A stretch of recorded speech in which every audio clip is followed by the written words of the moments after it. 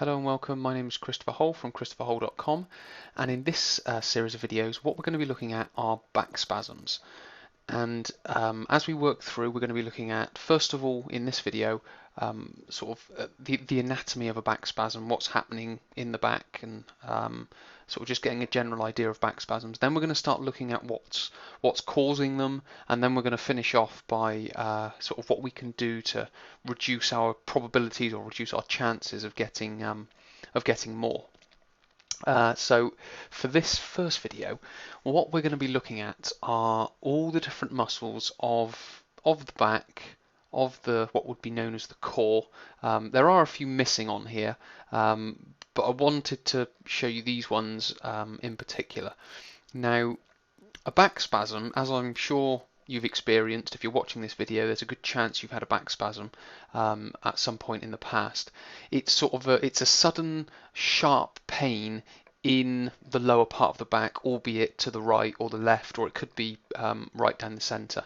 But what I wanted to show you was all the different muscles of the back. So we know it's a sharp pain, but why is it happening?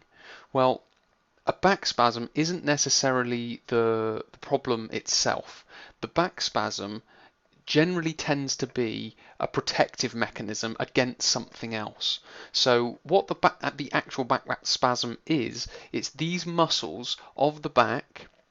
So you can see various, obviously it's not going to be all of them, but you can see various muscles here, sort of in and around the back. You've got the glutes down here, you've got the latissimus dorsi coming in here, you've got internal abdominal obliques around here, you've got erector spinae underneath there, you've got across here, you've got a muscle here which is called the psoas major, you've got the iliacus on the hip, and you've got the quadratus lumborum between the pelvis and the lumbar spine and the ribs.